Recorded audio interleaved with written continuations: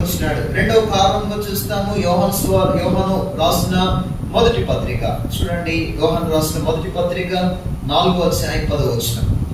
యోహాను రాసిన మొదటి పత్రిక 4వ అధ్యాయం 10వ వచనం. మనము దేవుని ప్రేమించుదామని కాదు, తానే మనలను ప్రేమించి మన పాపములకు ప్రాయశ్చిత్తమయుటకు తన కుమారుని పంపెను.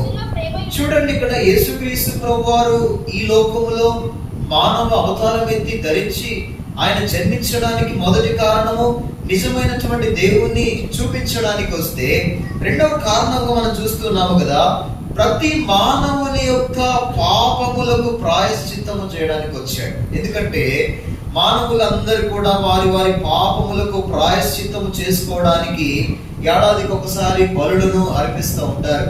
ఈ బలులు అర్పించుటను బట్టి ఏ మానవుడికి పాప ప్రాయశ్చిత్తం కలగట్లేదు, కానీ ఒక పరిశుద్ధమైన రక్తము చిందించుటను బట్టి ప్రతి మానవునికి పాప ప్రాయశ్చిత్తం కలుగుతుంది. అందుకని ఆ పాప ప్రాయశ్చిత్తము చేయడానికి మానవుడు చేసేటువంటి క్రియలన్నీ కూడా నిష్ఫలం అయిపోతున్నాయి కనుక, అందుకనే యేసుక్రీస్తు ప్రభువే ఆయన పరమాత్ముడైనటువంటి దేవుడై ఉండి ఈ లోకంలోనికి ప్రతి మానవుని యొక్క పాపమును వారి మీద వేసుకొని ఆయన పాప ప్రాయశ్చిత్తము జరిగించడానికి, చూడండి, పాప పరిహారార్థ బలియాగముగా యేసుక్రీస్తు ప్రభువారు ఆయన ఆ కలువరి శిలువలో అర్పించబడినటువంటి వాడు. చూడండి, యోహాను రాసిన మొదటి పత్రిక 2వ అధ్యాయము 2వ వచనంలో ఇక్కడ మనం చూస్తాము, ఆయనే మన పాపములకు శాంతికరమై ఉన్నాడు.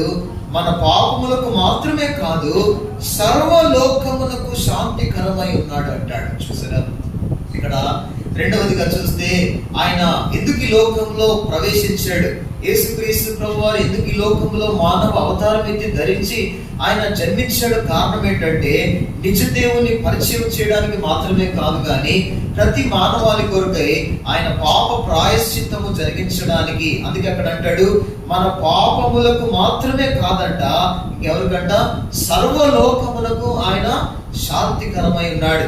సర్వలోకమునకు ఆయన పాప ప్రాయశ్చిత్తము జరిగించడానికి వస్తూ ఉన్నాడు. అంటే మూడవ కారణంగా చూస్తాము, యెషయా గ్రంథము 9వ అధ్యాయము 6వ వచనం. యెషయా గ్రంథము 9వ అధ్యాయము 6వ వచనం.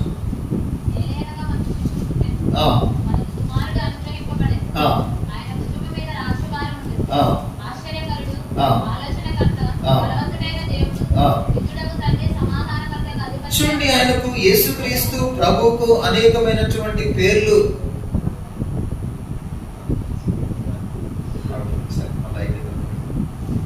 సరే, యేసుక్రీస్తు ప్రభువారు ఆయన జన్మించినప్పుడు చూడండి, ఆయనకు అనేకమైనటువంటి పేర్లు పెట్టబడుతూ వచ్చినాయి. ఇవన్నీ పెట్టబడుతూ వచ్చినప్పుడు చూడండి, అందుట్లో ఒక పేరుని మనం గమనిస్తే సమాధానకర్త అనేటువంటి పేరును చూస్తున్నాం. ఎందుకు ఆయనకు సమాధానకర్త అంటే, మానవునికి దేవునికి మధ్యలో ఏమి లేదంటే సమాధానం లేదు కాబట్టి ఆయన సమాధానకర్తగా మధ్యవర్తిగా ఈ లోకానికి వచ్చి, చూడండి, రోమీయులకు రాసిన పత్రిక 5వ అధ్యాయం, రోమీయులకు రాసిన పత్రిక 5వ అధ్యాయము చూడండి, 5వ అధ్యాయము 10వ వచనం.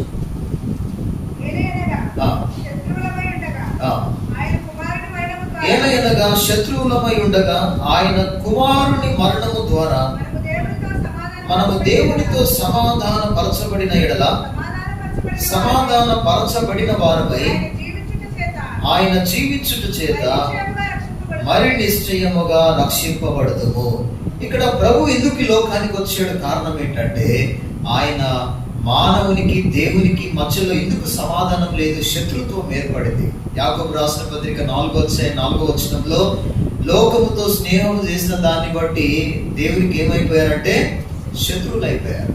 దేవునికి శత్రువులు అయిపోయినప్పుడు ఇప్పుడు మానవునికి దేవునికి ఇప్పుడు ఇద్దరికి మధ్యలో సమాధాన పరిచేటటువంటి ఒక అవసరం.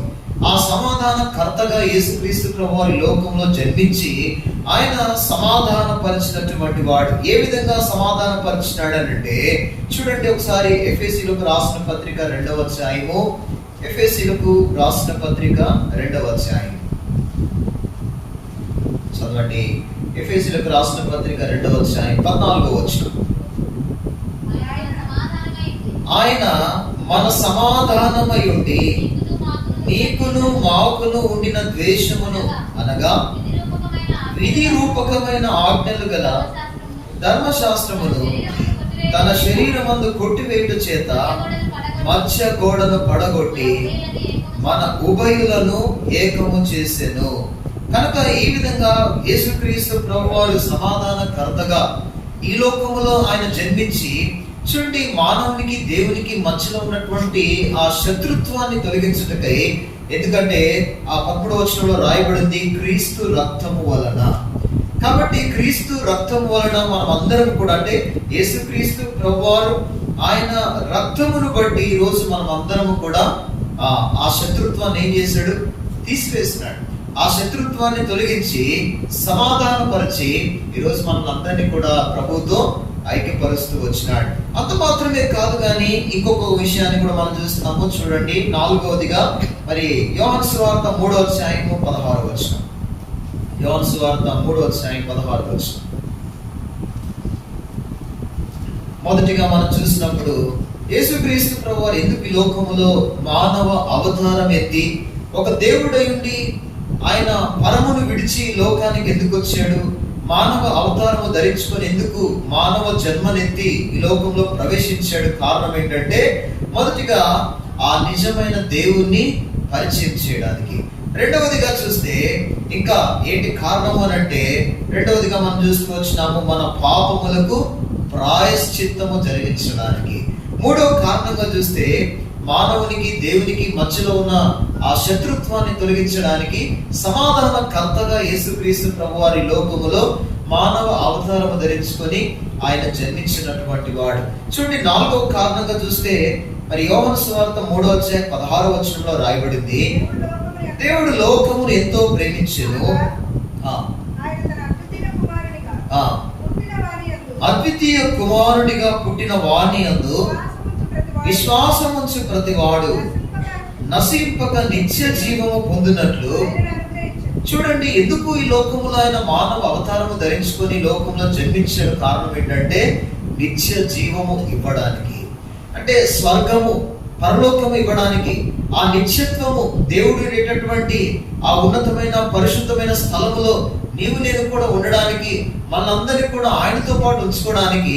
అందుకే ఈ లోకంలో ఆయన ఏం చేశాడంటే మానవ జన్మనెత్తి నరరూపిగా ఈ లోకంలోనికి ప్రవేశించినటువంటి వాడు.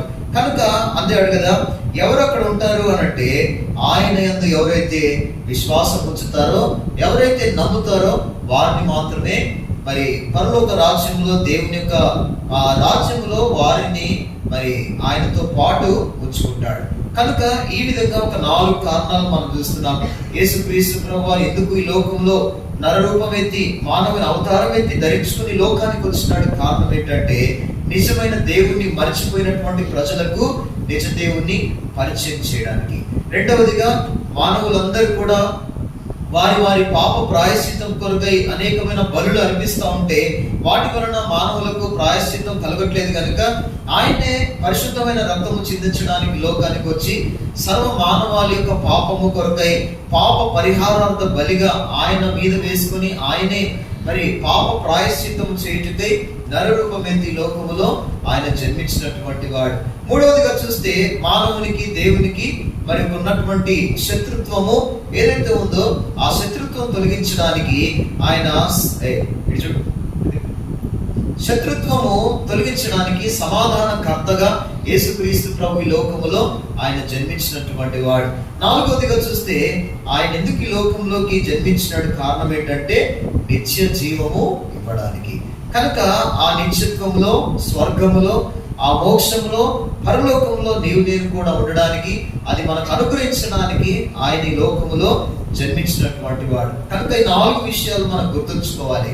కనుక ఆ విధంగా మరి ఇంకా ఎవరైతే మరి ఇంటి గొప్ప శ్రేష్టమైనటువంటి ఆధిక్యతను పొందుకోవాలనేటువంటి ఆశ కలిగినట్లయితే ప్రభువుని యేసుక్రీస్తు నందు మీరు విశ్వాసం ఉంచి నమ్మి ఆయన రక్తము చేత మీ ప్రతి పాపమును కడుక్కుంటే మరి ఆ విధంగా మరి మీ యొక్క పాపములన్నీ కూడా క్షమించబడి సమస్త దుర్నీతి నుంచి మీరు అందరూ కూడా విడుదల పొందుకొని అప్పుడు నిజ దేవుని తెలుసుకున్నట్లయితే మీరు కూడా ఒక దినమందు మరి నిత్య రాజ్యములో, పరలోకములో, మోక్షంలో, స్వర్గంలో మీరు కూడా ఆయనతో పాటు చేరుకుంటారు. కనుక ఆ విధంగా ప్రభువు నమ్మండి, విశ్వాసం ఉంచండి.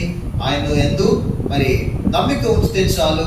ఆయన దగ్గరికి వచ్చి మీ పాపాలన్నీ కూడా ఒప్పుకుంటే చాలు.